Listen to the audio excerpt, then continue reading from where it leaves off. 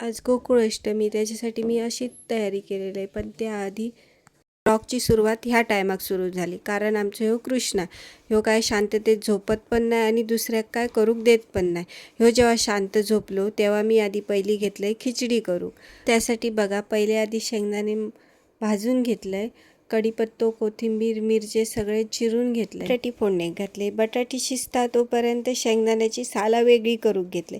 आणि शेंगदाण्याची साला वेगळी करूच्यासाठी मी ही अशी पद्धत वापरते. तुमका आधी ही पद्धत माहिती होती काय माका नक्की सांगा. थोडेसे शेंगदाणे मी असे खलबत्त्यात कुटून घेते आणि थोडेसे शेंगदाण्याचं असं मी कूट करून घेते. ही खिचडी करून जायस्तगत बघा माझ्या बेसिंगमध्ये किती भांडी साचली. आता ही भांडी घासायसाठी एनर्जी तर हवी, मला लगेच चहा ठेवलं. चहा उकळता उकळता माझी खिचडी पण मस्त शिजून तयार झाली. खिचडी आणि चहा मस्त एन्जॉय केलं आहे. आणि संध्याकाळी आमच्या शेजाऱ्या गोकुळाष्टमी साजरी करूची होती, त्याच्यासाठी मी असं रेडी झालेलं आहे. आणि ह्यो आमचं कृष्ण ह्याची अशी मस्ती चाललेली.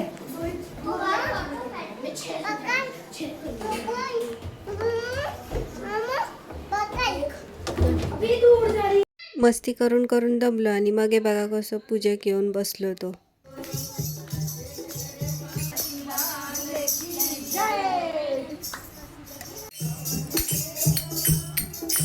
असं ही माझी मोठी बहीण आणि बहिणी एकत्र इले काय गजाली नाही होचा असं होचाच नाही. गजाली करता करता 12 पण वाजले आणि मग कृष्ण जन्म पण झालो. मग सगळ्यांनी मिळून पूजा केल्याने एका एकानं असं पाण्यात झोको काढला आणि नंतर मग जा महाप्रसादाचं जेवण होतं तर जेवलो. असं करता करता 1:30 वाजले. 1:30 वाजता घराकडे येलो. आजचं ब्लॉग कसं वाटलो नक्की